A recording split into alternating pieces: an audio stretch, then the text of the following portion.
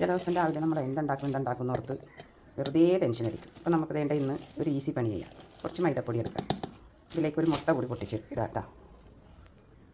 വേണ്ട മുട്ട പൊട്ടിച്ചിട്ടിട്ടുണ്ട്, കുറച്ച് ഉപ്പ് ഇട്ടിട്ടുണ്ട്, ആവശ്യത്തിന് കുറച്ച് വെള്ളം ഒഴിച്ചിട്ട് നമുക്കിതൊന്ന് അടിച്ചെടുത്തിട്ട് വരാം. അപ്പോൾ വേണ്ട ഞാനത് ബ്ലെൻഡ് ചെയ്തെടുത്തിട്ടുണ്ട് കേട്ടോ. അതെ, ഇതാണ് അതിൻ്റെ കറക്റ്റ്. ഇത്രയും ലൂസ് വേണം കേട്ടോ. അതാണ് അതിൻ്റെ കണക്ക്. ഒരു 10 മിനിറ്റ് നമുക്ക് റെസ്റ്റ് ചെയ്യാൻ വെക്കാം. അതേ ഞാനൊരു 10 മിനിറ്റ് റെസ്റ്റ് ചെയ്യാൻ വെച്ചിട്ടുണ്ടായിട്ടാണ്. ഞങ്ങളിതിന് ഓട്ടട എന്നാണ് പറയുന്നത്.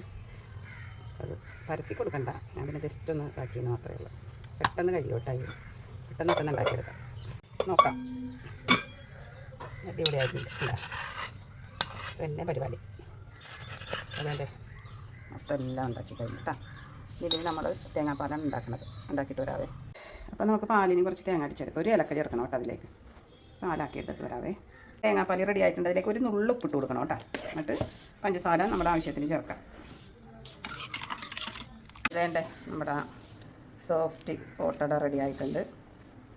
കഴിക്കാൻ വായോ. ഇതിലേക്ക് തേങ്ങാപ്പാൽ ഒഴിക്കുന്നുണ്ട്. ഇത്രയുള്ള കേട്ടോ. ഇന്നത്തെ ബ്രേക്ക്ഫാസ്റ്റിൻ്റെ പണി കഴിഞ്ഞു.